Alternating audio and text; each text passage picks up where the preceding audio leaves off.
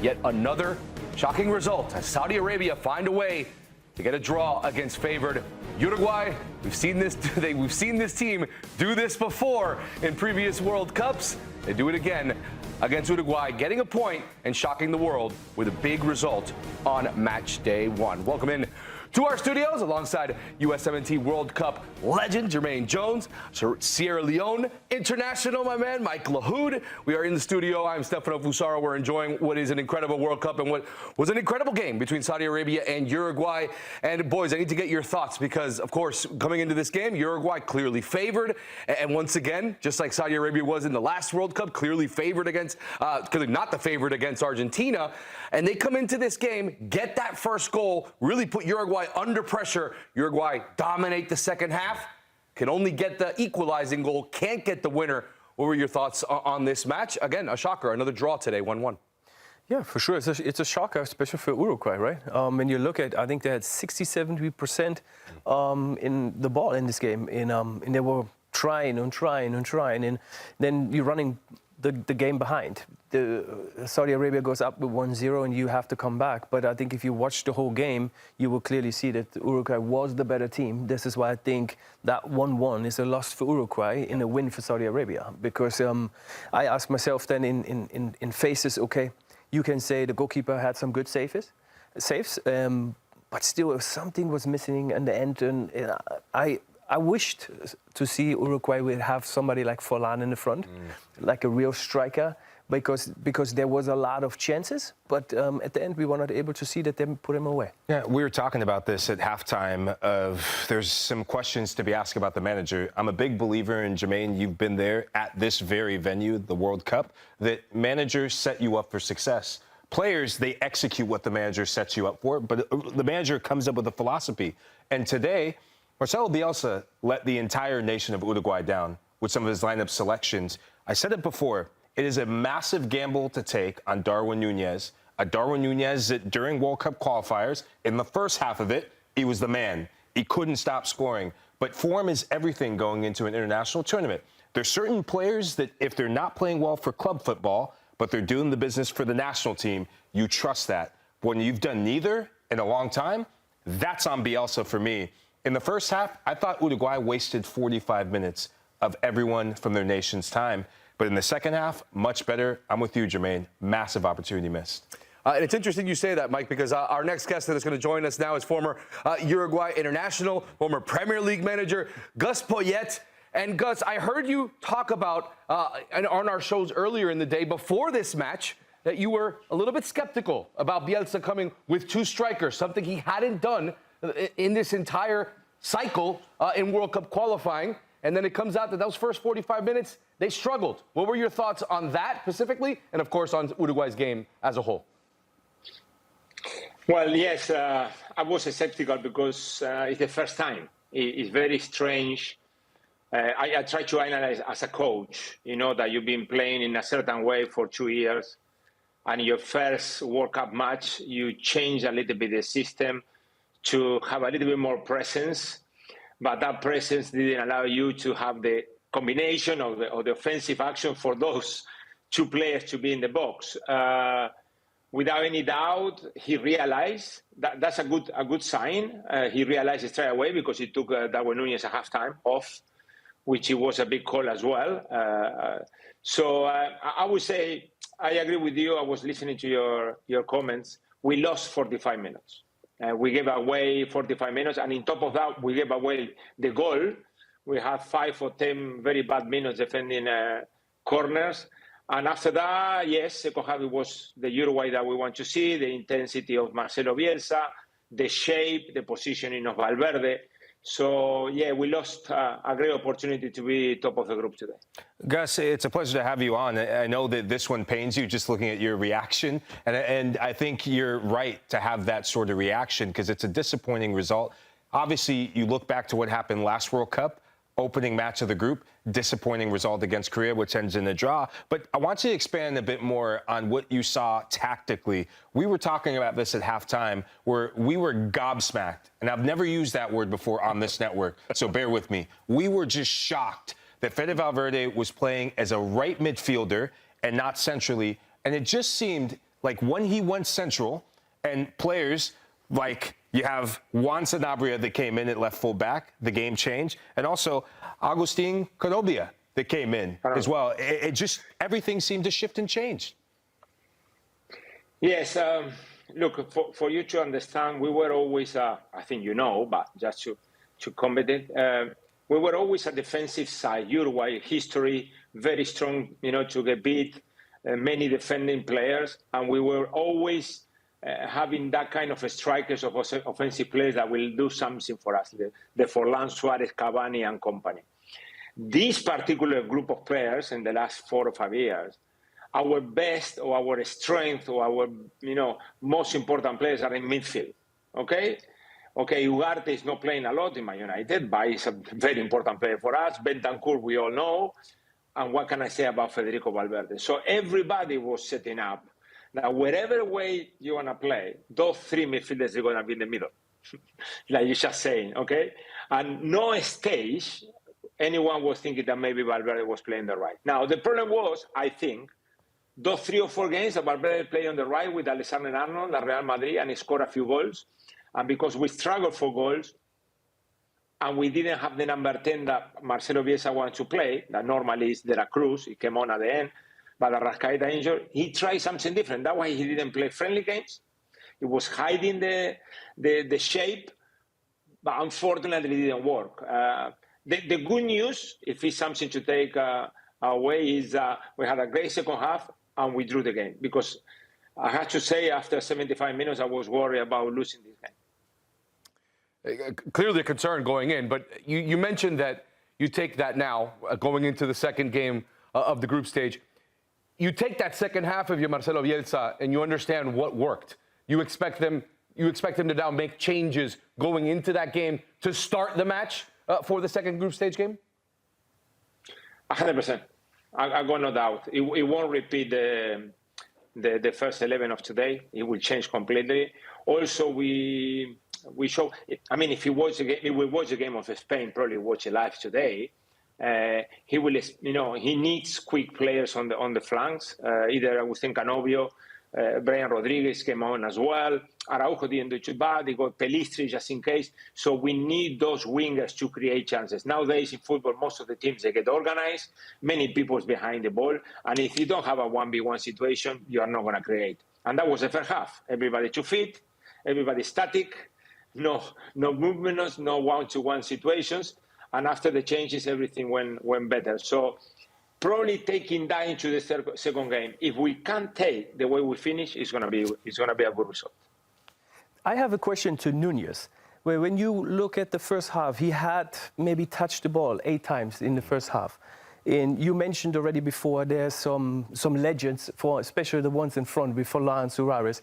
You think that for him there's so much pressure that he maybe can handle that?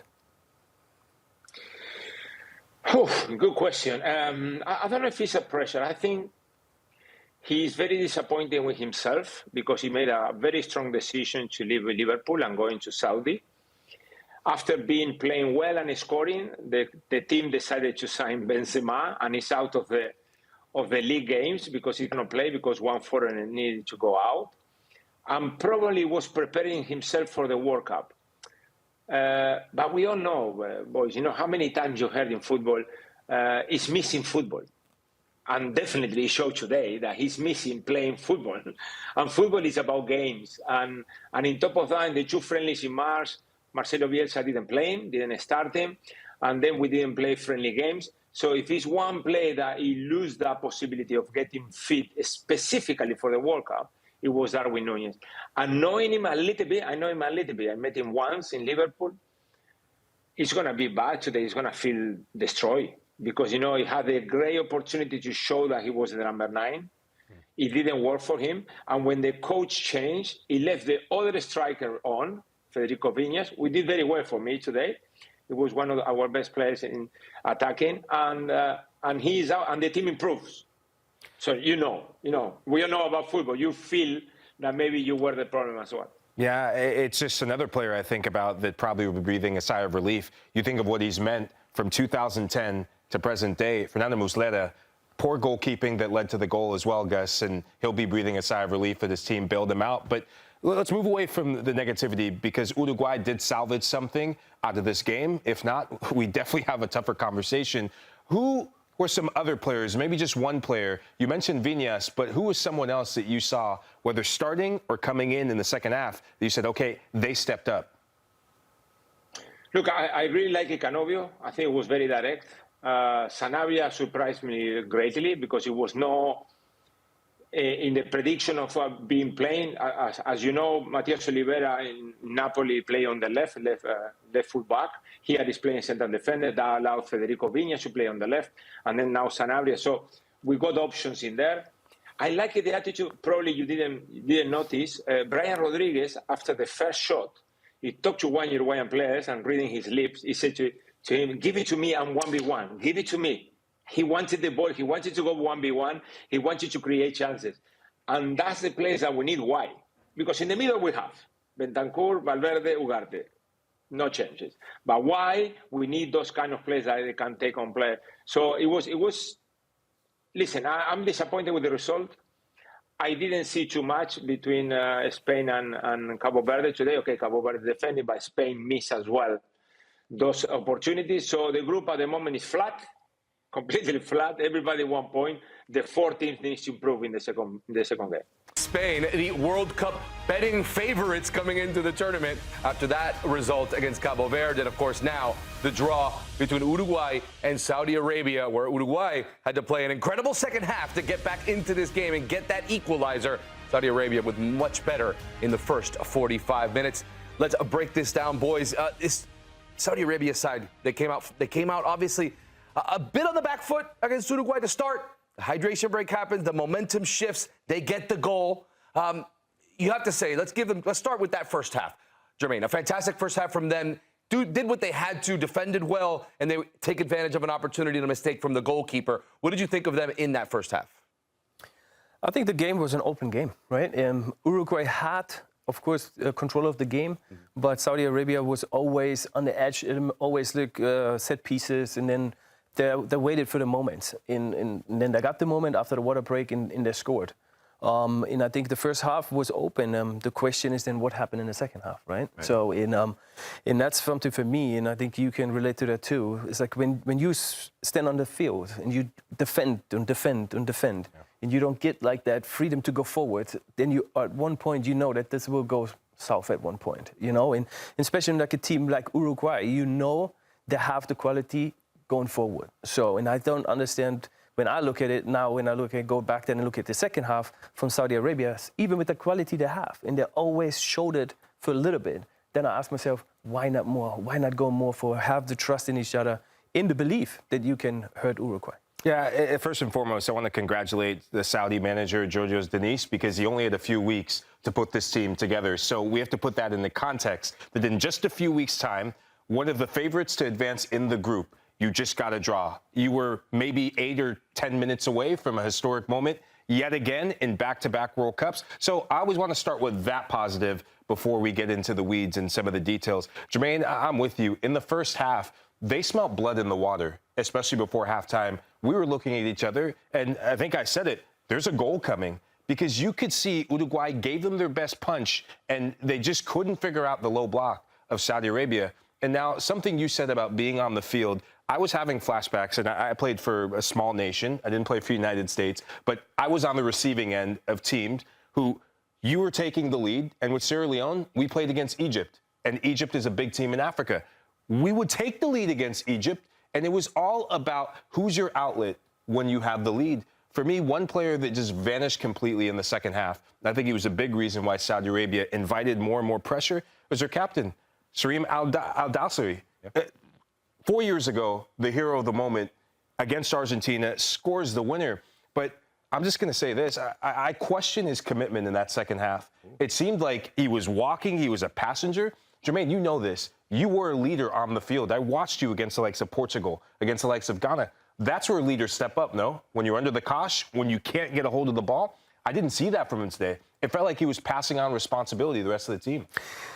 Yeah, but I don't know. I would go even in. You said the coach made a good choice and made some good decisions. But I will ask myself too, like if you scored and you go 1-0 up, then not only the captain on the field has to take responsibility. It's like too that if you go as a signal, just if I'm at Uruguay and I look at the team and I see you going straight in the 5 and you're sitting deep, that is a signal for me that you don't really want to come out. Because the way going out forward is so much farther. And especially if you have like somebody in front, like the captain, their main star, he will not chase the ball down there. He will not go deep and run it in space alone. So as Uruguay, you will get every time you get the ball and you come in and wave again and you wave again. And so, and I think that was the issue that Saudi Arabia had. They had at one point no outlet anymore to get rest. It was just one ball next from Uruguay, and it was just a matter of time that Uruguay will score.